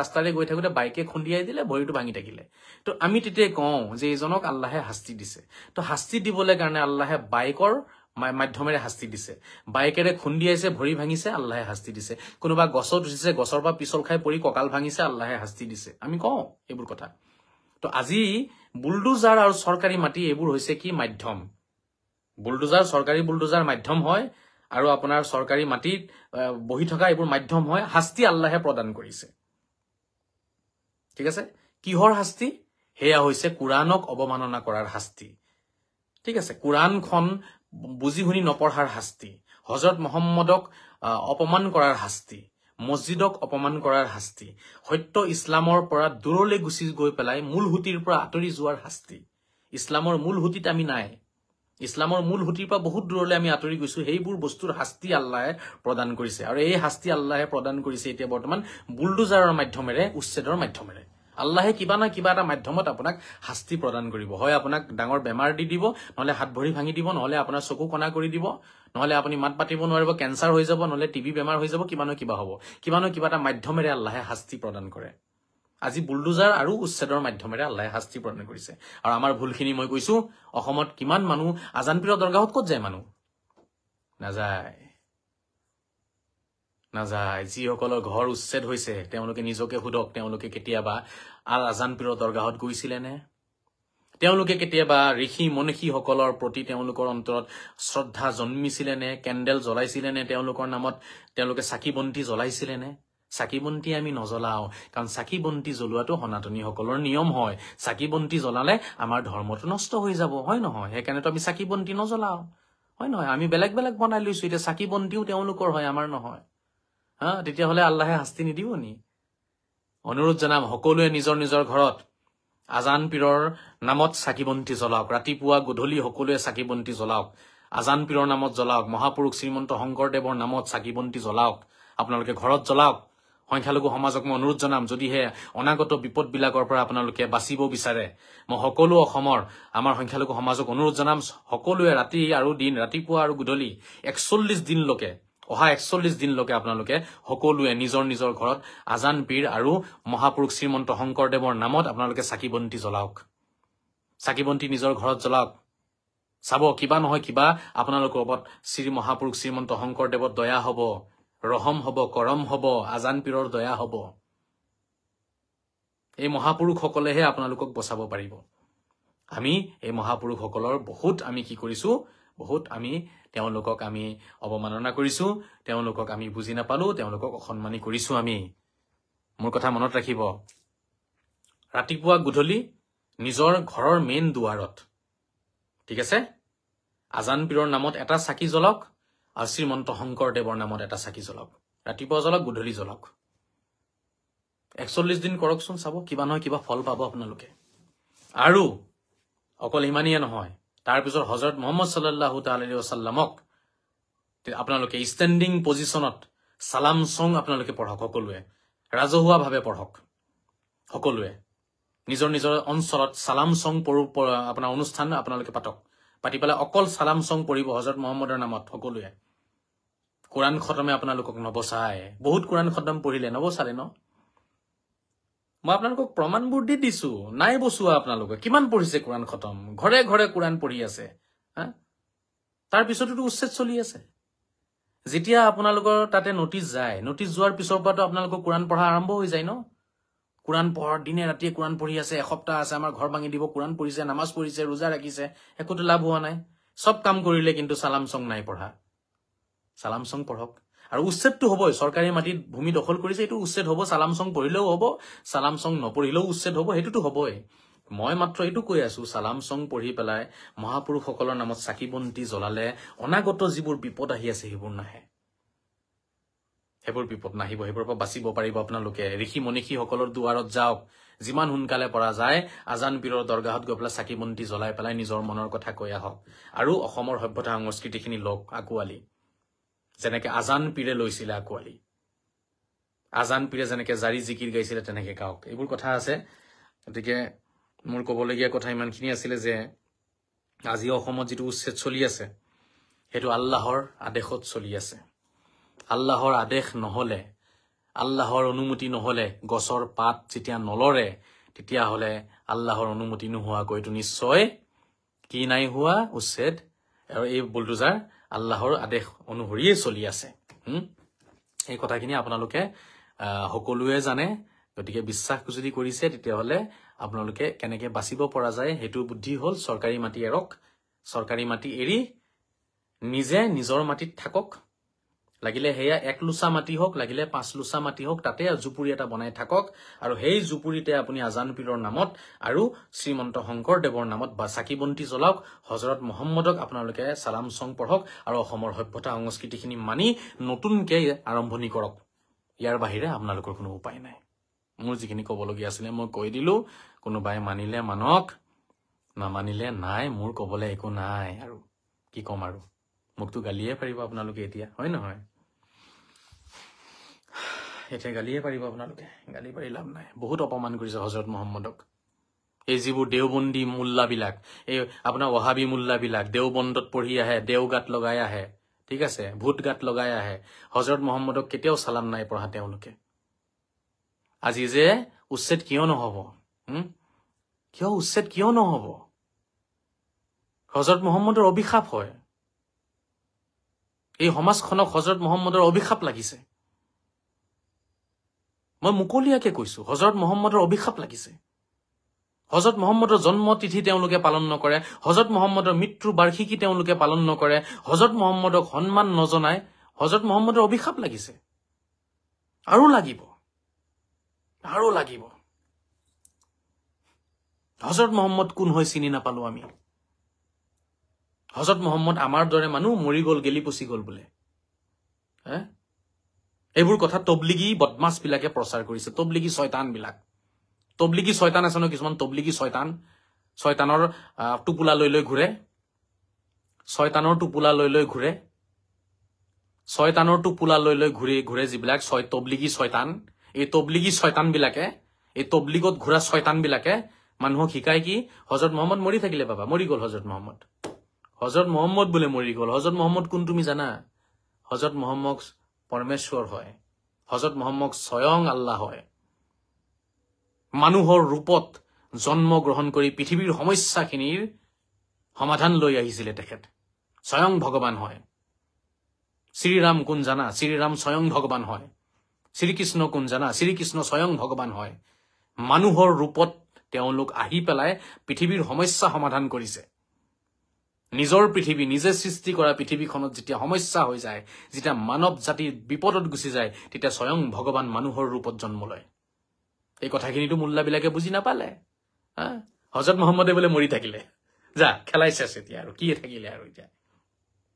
কিমান পাগল মানুহ হব তেওঁলোক, যিসকলকে হজৰত মহম্মদ মৰি গল, এতিয়া আৰু তেওঁক সন্মান জনাই লাভ নাই। হজৰত মহম্মদে যদি মৰি থাকিলে, তেতিয়াহ'লে আৰু আমাৰ সমাজক কোনে বচাব আজি? কোনে বচাব আজি? অৱতাৰ কেতিয়াও নমৰে, অৱতাৰৰ জন্ম মৃত্যুৱে নাথাকে, তেওঁলোকৰ মানৱ দেহাটোহে সলনি কৰে, মানৱ দেহাটোহে সলনি হয়। অৱতাৰৰ কেতিয়াও মৃত্যু নাহে, অৱতাৰৰ কেতিয়াও আপোনাৰ জন্ম মৃত্যুৰ লগত সম্পৰ্ক নাই। বাছ এইটো আপোনাৰ মানৱ দেহাত এটা সোমাই পেলাই পৃথিৱীলৈ আহে, ইমানটোৱে কথা। এই কথাখিনি আমি বুজিব লাগিব। বুজি পাইছেনে শ্ৰদ্ধাৰ ৰাইজ? গতিকে যিটোখিনি কথা কলো মই, আজিৰ তাৰিখত সংখ্যালঘু সমাজৰ ওপৰত আল্লাহ অসন্তুষ্ট, আল্লাহ বেজাৰ, আল্লাহ নাৰাজ হৈছে। এতিয়া আল্লাহক ৰাজি খুচি কৰিবলৈ হলে আমি কি কৰিব লাগিব? আমি প্ৰথমতে অসমত যিসকল ঋষি মনীষী মহাপুৰুষ আছে তেওঁলোকক শ্ৰদ্ধা জনাব লাগিব, তেওঁলোকৰ নামত চাকি বন্তি জ্বলাব লাগিব। মহাপুৰুষ শ্ৰীমন্ত শংকৰদেৱৰ নামত, মহাপুৰুষ শ্ৰীমন্ত মাধৱদেৱৰ নামত, আমাৰ আজান পীৰৰ নামত আমি চাকি বন্তি জ্বলাব লাগিব। চাকি বন্তি জ্বলাই সেৱা কৰিব লাগিব। সেৱা কৰি আমি আমাৰ ভুলৰ মাৰ্জনা বিচাৰিব লাগিব। তাৰ পিছত হজৰত মহম্মদক আমি স্মৰণ কৰি থিয় হৈ সালাম চং পঢ়িব লাগিব। সালাম চং পঢ়ি তেখেতৰ ওচৰত ক্ষমা বিচাৰিব লাগিব। তাৰ পিছত শ্ৰীকৃষ্ণ শ্ৰীৰামক আমি যিবোৰ অপমান সূচক আমি কথাবোৰ কৈ থৈছো, আমি বৃহৎ সনাতনী সমাজক যিবোৰ অপমান কৰি থৈছো, সেই গোটেই অপমানৰ কাৰণে আমি কি কৰিব লাগিব? ক্ষমা খুজিব লাগিব। আমি অসমৰ সভ্যতা সংস্কৃতিক আমি যিদৰে অপমান কৰিছো বা অৱমাননা কৰিছো, সেই অসমৰ সভ্যতা সংস্কৃতিখিনিক আমি আঁকোৱালি ল'ব লাগিব। বৃহৎ অসমীয়া সমাজৰ ওচৰতো আমি ক্ষমা খুজিব লাগিব। তেতিয়া আল্লাহ কি হব? সন্তুষ্ট হব। আৰু তাৰ পিছত কি হব জানে? আপোনালোকৰ এই যিটো কলা ডাৱৰে চাৰিফালৰ পৰা আবেৰি ধৰিছে, এই কলা ডাৱৰ আঁতৰি পেলাই ফৰকাল হৈ যাব। এয়াই লাষ্ট উপায়, ইয়াৰ বাহিৰে কোনো উপায় নাই। যদি আপোনালোকে নামানে মোৰ কথা, ইয়াৰ প্ৰমাণ আপোনালোকে 1-2 বছৰৰ ভিতৰতে পাই যাব। আজহাৰীয়ে ঠিক কৈছিলে। মই আজি আপোনালোকক ভৱিষ্যতবাণী কৰিছো, আৰু বিপদ আহি আছে আপোনালোকৰ, সাংঘাতিক বিপদ আহি আছে। এইটো চুনামীৰ এটা ঝাটকাহে আছিলে, আচল চুনামী আহি আছে। চাব আপোনালোকে, আৰু চুনামী, ডাঙৰ চুনামী আহিব, ডাঙৰ বিপদ আহিব, কোনেও বচাব নোৱাৰে। ইয়াৰ আগত 3 বছৰ আগত ভৱিষ্যতবাণী কৰিছিলো নহয়। মই কোনো মহাপুৰুষ নহওঁ, মই এটা সাধাৰণ এটা পাপী মই মানুহ হওঁ। তথাপিও মই যিমানখিনি মোৰ জ্ঞান আছে, সেই জ্ঞানেৰে যিমানখিনি গৱেষণা কৰিছিলো, সেই গৱেষণাৰ আধাৰত মই কথাখিনি কৈ আছো। ভৱিষ্যতে আৰু বিপদ আহি আছে। এই বিপদৰ পৰা বাচিবলৈ কাৰণে আমি যিমান সোনকালে পৰা যায়, আমি অসমত থকা সকলো মহাপুৰুষসকলৰ নামত আমি কি কৰিব লাগিব? চাকি বন্তি জ্বলাব লাগিব। আমি হজৰত মহম্মদ শ্ৰীকৃষ্ণ শ্ৰীৰামক ষ্টেণ্ডিং পজিশ্যনত তেওঁলোকক সন্মান জনাব লাগিব। তেতিয়াহে আমাৰ ফৰকাল হ'ব, নহলে ফৰকাল নহয়। আৰু মছজিদৰ অপমানটো হৈয়ে আছে দিনে ৰাতিয়ে, আপোনালোকে দেখি আছে, চাদা বিড়ি খাই আছে মছজিদত বহি বহি। অসমৰ সকলো মছজিদৰ চাদা খোৱা ইমাম আপোনালোকে উলিয়াই দিয়ক। আচ্ছা, এইবোৰ কাম কৰিব, চাকি বন্তিটো জ্বলাবই। অকল চাকি বন্তি জ্বলাই আছে, সেইফালে চাদা বিড়ি খাই আছে, চাকি বন্তি জ্বলাই আছে, সেইফালে আপুনি চৰকাৰী মাটি দখল কৰি আছে, এইবোৰ নচলিব। আকৌ মোৰ কথা বুজিব। কিন্তু প্ৰথমতে নিজৰ পাপখিনি আপুনি কি কৰিব লাগিব? পাপখিনি আগতে এৰিব লাগিব, নিজৰ পাপ। যেনেকে কোনোবাই চাদা খায়, কোনোবাই ৰজনীগন্ধা শিখৰ খায়, এৰক, তাৰপিছত চাকি বন্তি জ্বলাব। এতিয়া আপুনি এফালে সোমাই লৈছে এগালমান গোবৰ, কুকুৰাৰ গু সোমাই লৈছে, ঠিক আছে, ইয়াতে সোমাই থৈ দিয়ে লেতেৰা বস্তু কিছুমান, সোমাই থৈ পেলাই আপুনি যিমানে চাকি বন্তি জ্বলাওক, বা আপুনি চাকি বন্তি জ্বলোৱাৰ টাইমততো আপুনি সোমাই থোৱা নাই, কিন্তু তাৰ পিছত চাকি বন্তি জ্বলাই আহিয়ে সোমাই দিছে, তেতিয়াহ'লে সেই চাকি বন্তিয়ে আপোনাক আৰু বিপদত পেলাব, কাৰণ আপুনি চাকি বন্তিক অপমান কৰিছে। মোৰ কথা বুজক শ্ৰদ্ধা ৰাইজ, বুজক। আগতে নিজৰ বেয়া কামখিনি আমি ত্যাগ কৰিব লাগিব, তাৰপিছত চাকি বন্তি জ্বলাব, তাৰপিছত আপোনালোকে কি কৰিব? শ্ৰদ্ধা ভক্তি জনাব। বেয়া কামখিনি, বেয়া মানসিকতা এৰিব লাগিব। এতিয়া আপুনি চাকি বন্তি জ্বলাই আছে আৰু ভাবি আছে সনাতনীসকল চব কাফিৰ হয়, হিন্দু মানুহ চব কাফিৰ হয়, এহঁতো চব কাফিৰ, লা ইলাহা ইল্লাল্লাহ নপঢ়িলে চব কাফিৰ হৈ যাব, চব নৰকত যাব। এইবোৰ যদি ভাবি চাকি বন্তি জ্বলাই, একো লাভ নাই, একো লাভ নাই। তেনেকুৱা চাকি বন্তিৰ, তেনেকুৱা দুৱা দৰুদৰ, তেনেকুৱা প্ৰাৰ্থনাৰ একো লাভ নাই। অন্তৰৰ পৰা বিশ্বাস কৰক, সনাতনী সকলো কাফিৰ নহয়, খ্ৰীষ্টান ভাই সকলো কাফিৰ নহয়। কাফিৰ তেওঁলোক হয় যিসকলৰ অন্তৰটো লেতেৰা হয়, যিসকলে অসমৰ সভ্যতা সংস্কৃতি মানা নাই, তেওঁলোক কাফিৰ হয়। যিসকলে ভাৰতীয় সভ্যতা সংস্কৃতিক তেওঁলোকে মানা নাই, তেওঁলোক কাফিৰ হয়। যিসকলে আৰবিয়ান সভ্যতা সংস্কৃতিক মানি চলে, তেওঁলোক কাফিৰ হয়। যিসকল বাংলাদেশী সভ্যতা সংস্কৃতিক মানি চলে, তেওঁলোক কাফিৰ হয়। যিসকলৰ চিন্তাধাৰা, মন মগজু এই পাকিস্তানী, আফগানিস্তানী, বাংলাদেশী, আৰবিয়ান হয়, তেওঁলোক কাফিৰ হয়। সনাতনীসকল কাফিৰ নহয়, আমাৰ খ্ৰীষ্টান বন্ধুসকল কাফিৰ নহয়, ঠিক আছে? কাফিৰ কোন হয় সেইটো আপোনালোকে বুজি তাৰপিছত আপোনালোকে আগবাঢ়ক। অন্তৰ পৰিষ্কাৰ কৰি, অন্তৰৰ দুৱাৰ খুলি দি, সকলোকে এক কৰি একাকাৰ কৰি, তাৰপিছত চাকি বন্তি জ্বলাব। আৰবিয়ান সভ্যতা সংস্কৃতি টোটেল মন মগজুৰ পৰা উলিয়াই দি, তাৰপিছত চাকি বন্তি জ্বলাব। তেতিয়া কবুল কৰিব আল্লাহে, নহলে কবুল নকৰে। চাদা বিড়ি ত্যাগ দিয়ক। বুজি পাইছানে? কমেণ্টতে গালি আৰম্ভ কৰিছে কিছুমানে, দেখিছে নাই? কমেণ্টতে গালি পাৰি আছে তেওঁলোকে। কিমান সভ্য মানুহ হয় তেওঁলোক, কিমান যোগ্য মানুহ হয় তেওঁলোক। তেওঁলোক কমেণ্টতে গালি পাৰি আছে। তেওঁলোকৰ উচ্ছেদ নহলে কাৰ উচ্ছেদ হব? কাৰ উচ্ছেদ হব? আৰু হব, যিমান আন্দোলন কৰিবা বাবা সিমানে উচ্ছেদ হব। যিমান তোমালোকে এই জপিয়াবা নহয়, সিমানে উচ্ছেদ হব তোমালোকৰ চাবা না, ভোটাৰ আইডি, তাৰপিছত পেন কাৰ্ড, আধাৰ কাৰ্ড চব জব্দ কৰিব চৰকাৰে এটা সময়ত, চব লৈ লব ঘূৰাই। ভাড়া ঘৰত থকাৰ লিখীয়া ৰাখিব মই কোৱা কথাখিনি যদি নামানে। মই খুব ধুনীয়া এটা আপোনালোকক সলিউশন দিছো। কোনো অসমৰ মোল্লাই এই সলিউশন আপোনালোকক নিদিয়ে। অসমৰ মোল্লা আজি নীৰৱ। মছজিদত বহি বহি তেওঁলোকে এইবোৰ কথা প্ৰচাৰ কৰি দিছিলে। কোৰাণখন মানিবা, গীতা নামানিবা। গীতাৰ অভিশাপ লাগিছে। এতিয়া গীতাৰ অভিশাপ আপোনালোকে কেনেকে হেৰি কৰিব, কেনেকে কাটিব? পবিত্ৰ গীতাৰ অভিশাপ লাগিছে আমাৰ সংখ্যালঘু সমাজৰ ওপৰত। কাৰণ আমি পবিত্ৰ গীতাক কেতিয়াও কি নকৰিলো, আঁকোৱালি নললো। তেতিয়া সেই অভিশাপ আমি কেনেকে কাটিম? পবিত্ৰ গীতা আমি কিনিব লাগিব। পবিত্ৰ গীতাখন কিনি আমি যেনেকে কোৰাণ চুমা খাওঁ, পবিত্ৰ গীতাকো চুমা খাব লাগিব। অকল কোৰাণখনক সন্মান কৰিলে নহব নহয়, পবিত্ৰ গীতাকো সমান্তৰালকৈ সন্মান কৰিব লাগিব। এইবোৰ হৈছে আমাৰ ভুল, যিবোৰ কাৰণে আজি আল্লাহ আমাৰ ওপৰত বেজাৰ হৈছে, অসন্তুষ্ট হৈছে। আল্লাহৰ এখন কিতাপ আমি মানো আৰু এখন আপোনাৰ গ্ৰন্থক আমি নামানো। ভগৱানৰ এখন কিতাপক মানো আৰু এখন কিতাপক আমি নামানো। ঈশ্বৰৰ এখন কিতাপক আমি বিশ্বাস কৰো, আন এখন কিতাপক আমি বিশ্বাস নকৰো। তো অভিশাপ লাগিব ন? পবিত্ৰ গীতাৰ অভিশাপ লাগিছে, পবিত্ৰ বাইবেলৰ অভিশাপ লাগিছে আমাৰ গাত। কাৰণ আমি হৈছো কট্টৰবাদী, আমি অকল কোৰাণখন বিশ্বাস কৰো আৰু পৃথিৱীত কোনো কিতাপে বিশ্বাস নকৰো আমি। এতিয়া আমি কি কৰিব লাগিব? অকল চাকি বন্তি জ্বলালে নহব। মই যে কৈছিলো আগতে পবিত্ৰ গীতাখন কিনক, কিনি পেলাই সেই গীতাখন পঢ়ক, ৰাতিপুৱা গধূলি চুমা খাওক। বাইবেলখন কিনক, পবিত্ৰ বাইবেলখন পঢ়ক, ৰাতিপুৱা গধূলি চুমা খাওক। কোৰাণখন কিনক, কোৰাণখন পঢ়ক, কোৰাণখনক ৰাতিপুৱা গধূলি চুমা খাওক, সমান্তৰালকৈ। তাৰপিছত চাকি বন্তি জ্বলাব। বুজি পাইছেনে? সব কথাটো কলোৱে আৰু কবলৈ বিশেষ একো নাই। এতিয়া আপোনালোকে যদি বুজি পায় তো ঠিকে আছে, আৰু যদি নুবুজে তেতিয়াহ'লে ভাই মোৰনো কৰিবলৈ কি আছে আৰু কওক। মই যিমানখিনি বুজাব আছে বুজালো, কিন্তু অকল কোৰাণ ঘৰত ৰখাৰ কাৰণেই আমাৰ আজি অভিশাপ লাগিছে পবিত্ৰ গীতাৰ। দুয়োখন ভগৱানৰ কিতাপ হয়, আপুনি এখনক সন্মান জনাই এখনক সন্মান নজনাই। কি আচৰিত মানুহ হে, কি আচৰিত মানুহ হে, কওক কি আচৰিত মানুহ। কেনেকুৱা মানুহ হব লাগিব? স্বয়ং ভগৱান ঈশ্বৰৰ দুখন কিতাপ, এই দুখনৰ ভিতৰত এখনক মানুহ এখনক নামানো।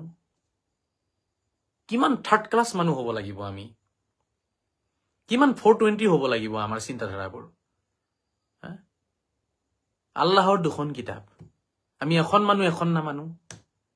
ভগৱানৰ দুখন কিতাপ, আমি এখন মানুহ এখন নামানো।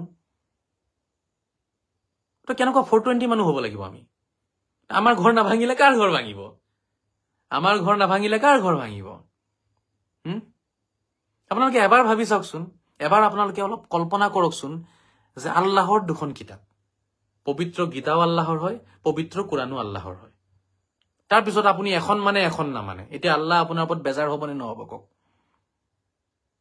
মোক অলপ উত্তৰ দিয়ক আপোনালোকে। আল্লাহ বেজাৰ হব নে নহব? আপোনাৰ অন্তৰৰ পৰা উত্তৰটো দিব। নিশ্চয় বেজাৰ হব আপোনাৰ ওপৰত আল্লাহ। যেতিয়া আপোনাৰ ওপৰত আল্লাহ বেজাৰ হব, তো আল্লাহ সেইটো উচ্ছেদ কৰাবই, তেতিয়া ঘৰ চৰ ভাঙাই দিব। পবিত্ৰ কোৰাণ, পবিত্ৰ গীতা সমান্তৰালকৈ, অলপো ইফাল সিফাল আপুনি কৰিব নোৱাৰে, একে পৰ্যায়ৰ। ঠিক আছে, বিলিভ ৰাখিব লাগিব। আপুনি অলপো বেছি বিলিভ যদি কোৰাণত কৰে আৰু অলপো কম যদি বিলিভ আপুনি গীতাত কৰে, আপোনাৰ ওপৰত বিপদ আহিব। এইটো বহুত ডাঙৰ কথা। পবিত্ৰ বাইবেল, পবিত্ৰ গীতা, পবিত্ৰ কোৰাণ সমানকৈ বিশ্বাস কৰিব লাগিব। অলপো যদি ইফাল সিফাল হয় বিশ্বাসত, কম বেছি হয়, আপোনাৰ বিপদ আছে। এইটো হৈছে ইমাম মেহেদীৰ যুগ। কলকি অৱতাৰ বুলি কয় নহয়, লাষ্ট যিজন অৱতাৰ আহিব, মানে কলকি অৱতাৰ বুলি কয়, বহুতে হজৰত মহম্মদৰ অৱতাৰ বুলি কয়। গতিকে মই হজৰত মহম্মদৰ অৱতাৰ বুলিয়ে ভাবো। সেইটো যুগ চলি আছে, গতিকে সাৱধান হ'ব লাগে আমাৰ। ঠিক আছে। আৰু বিশেষকৈ যিসকল মছজিদত নামাজ পঢ়িব গৈ আছে, আপোনালোকে মছজিদৰ পৰা ওলাই আহি কেতিয়াও চাদা বিৰি নাখাব। আৰু মছজিদ আপোনালোকে পবিত্ৰ কৰক। মছজিদৰ ইমাম যিসকলে চাদা বিৰি খায়, তেনেকুৱা ইমামক আপোনালোকে মছজিদৰ পৰা উলিয়াই দিয়ক। যিমান সোনকালে পাৰে মছজিদ বিলাকৰ পৰা, অসমৰ য'ত য'ত মছজিদ আছে সকলো মছজিদৰ পৰা চাদা বিৰি খোৱা ইমাম বিলাক উলিয়াই দিয়ক। চাদা বিৰি, চিগাৰেট, শিখৰ নোখোৱা ইমাম আপোনালোকে মছজিদত নিযুক্তি দান কৰক। মছজিদৰ ইমাম আৰু মুৱাজ্জিন, যিজনে আজান দিয়ে আৰু যিজনে নামাজ পঢ়ায়, দুয়োজনে যাতে চৰিত্ৰ ভাল হয়, তেনেকুৱা ভাল কোনোবা মানুহক আপোনালোকে মছজিদত ৰাখক। এইটো বহুত ইম্পৰ্টেণ্ট। নহলে কিন্তু আপোনালোকে এইটোৰ কিন্তু আপোনালোকে ফল আপোনালোকে চাব পাৰিব অনাগত দিনত। কোনেও বচাব নোৱাৰিব, তেতিয়া কান্দিও লাভ নাই। আৰু মছজিদেও আপোনালোকে আজান পীৰৰ নামত আৰু শ্ৰীমন্ত শংকৰদেৱৰ নামত আপোনালোকে কি কৰক, চাকি বন্তি জ্বলাওক। আৰু নিজৰ যিখিনি ভুল হৈছে, চৰকাৰী মাটি আমি দখল কৰা সেইখিনি মাটি এৰি পেলাই, ঠিক আছে, সভ্যতা সংস্কৃতি আঁকোৱালি লৈ পেলাই নিজৰ ভুলখিনি শুধৰণিৰ কাৰণে আপোনালোকে চাকি বন্তি জ্বলাওক। মনত ৰাখিব, শ্ৰীমন্ত শংকৰদেৱৰ নামত আৰু আজান পীৰৰ নামত জ্বলাওক। এইটো মোৰ অনুৰোধ। বাকী আপোনালোকে জ্বলাই নজ্বলাই আপোনালোকৰ কথা। মই কেইদিনমান আগতে আপোনাৰ শ চাকি বন্তি জ্বলাইছো। অসমৰ যিমান ঋষি মনীষী আছে সকলোৰে নামত জ্বলাইছো। মোৰ ফালৰ পৰা মই যদি কিবা ভুল কৰিছো তাৰ বাবে মই সকলোৰে ওচৰত ক্ষমা বিচাৰিছো। আজিও মই ক্ষমা বিচাৰো। মোৰ যদি কিবা ভুল হৈ থাকে, ঠিক আছে, কেতিয়াবা মই তাৰ কাৰণে সকলো অসমৰ ৰাইজৰ ওচৰত মই ক্ষমা বিচাৰিছো। সেইটো মই ক্ষমা সদায় বিচাৰিম। যদি ক'ৰবাত ভুল হৈছে ক্ষমা বিচাৰিম। যিমান পাৰিছো দুখন সমাজৰ মাজত শান্তি আনিব চেষ্টা কৰিছো। মানসিক দূৰত্ব বাঢ়িছে, কমাব চেষ্টা কৰি আছো, সদায় কৰিছো। তাৰ বাবে নিজৰ জান প্ৰাণ চব দিছো, ধন সম্পত্তি চব দিলো, দি পেলাই লাগিছো। আৰু যিমান দিন মই জীয়াই আছো মই থাকিম, সিমান দিন মই লাগিয়ে থাকিম। সেইটো মোৰ অসমৰ কাৰণে মই কৰিম, দেশৰ কাৰণে মই কৰিম, জাতিটো অসমীয়া জাতিৰ কাৰণে কৰিম। মোৰ কাৰণে মই আগতেও কৈছো, এতিয়াও কৈ দিওঁ আপোনালোকক, মোৰ কাৰণে দেশতকৈ ধৰ্ম ডাঙৰ নহয়। দেশতকৈ ধৰ্ম ডাঙৰ নহয়। আপোনালোকেও এই চিন্তাধাৰা লওক, দেশতকৈ ধৰ্ম ডাঙৰ নহয়। ধৰ্ম পিছত, দেশ আগত, দেশবাসী আগত, দেশৰ সভ্যতা সংস্কৃতি আগত, তাৰ পিছত ধৰ্ম। সভ্যতা সংস্কৃতি আগতে মানি যাওক, তাৰ পিছত ধৰ্ম পালন কৰি যাব। যিসকলে ধৰ্ম আগতে পালন কৰে, সভ্যতা সংস্কৃতি তেওঁলোকে 2 নম্বৰত ৰাখিছে, তেওঁলোকৰ ওপৰত এইবোৰ উচ্ছেদৰ অভিযান চলি আছে, চলিব। অনাগত দিনত আৰু চলিব, কোনেও ৰখাব নোৱাৰে। গালি পাৰা সকলে সদায় গালি পাৰিছে, সদায় গালি পাৰিব। মই সভ্যযোগ্যসকলক কম, মোৰ কথাখিনি বিশ্লেষণ কৰিব আপোনালোকে। আজি আত্মবিশ্লেষণৰ সময়। আজি আত্মবিশ্লেষণৰ সময়। মছজিদ ভাঙিছে বুলি এনেই আপোনাৰ অনাই বিনাই কান্দি ফুৰিলে একো লাভ নাই। এইবোৰ ফাল্টুমি হয়, এইবোৰ ফাল্টুমি হয়। সেই মছজিদে আল্লাহৰ ওচৰত দোৱা কৰিছিলে যে মোক অতি শীঘ্ৰে তুমি ভাঙি পেলোৱা। মই থাকিব নিবিচাৰো এনেকুৱা সমাজত। সেই সমাজৰ পৰা মছজিদ নিজে বিদায় লৈ গৈছে। মছজিদক আল্লাহে কবুল কৰি তাৰ পৰা উঠাই লৈ আহিছে। কাৰণ সেই সমাজত পাপ বেছি হৈছে, সেই সমাজত পাপৰ কলহটো ভৰ্তি হৈ গৈছিলে।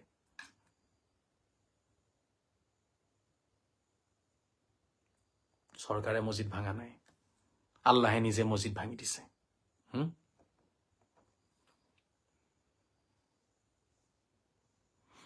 দিয়ক, সকলোৱে ভালে থাকক, সুখেৰে থাকক, শান্তিৰে থাকক, দোৱা কৰিব এৰিছো। জয় শ্ৰী ৰাম, জয় শ্ৰী কৃষ্ণ, জয় শ্ৰী যীশু, জয় শ্ৰী মহম্মদ, জয় শ্ৰী বজৰংবলী, জয় শ্ৰী শংকৰ, জয় শ্ৰী মাধৱ, জয় শ্ৰী আজান পীৰ, জয় শ্ৰী বড় পীৰ, জয় শ্ৰী আজমিৰী পীৰ, জয় শ্ৰী গৌতম বুদ্ধ, জয় শ্ৰী গুৰু নানক। ভাৰত মাতা কি জয়, বন্দে মাতৰম, জয় অসম। খুদা হাফিজ, ফি আমানিল্লাহ ও ফি ৰিয়ায়াতিহি, আসাদাল্লাহু লাইলাতুকুম, গুড নাইট, শুভ খাইৰ, শুভৰাত্ৰি। শান্তিৰে থাকক, শান্তিবিলাক, মৰমেৰে থাকক, মৰমবিলাক। নমস্কাৰ, আসসালামু আলাইকুম, সত শ্ৰী আকাল, আদাব, বাই বাই।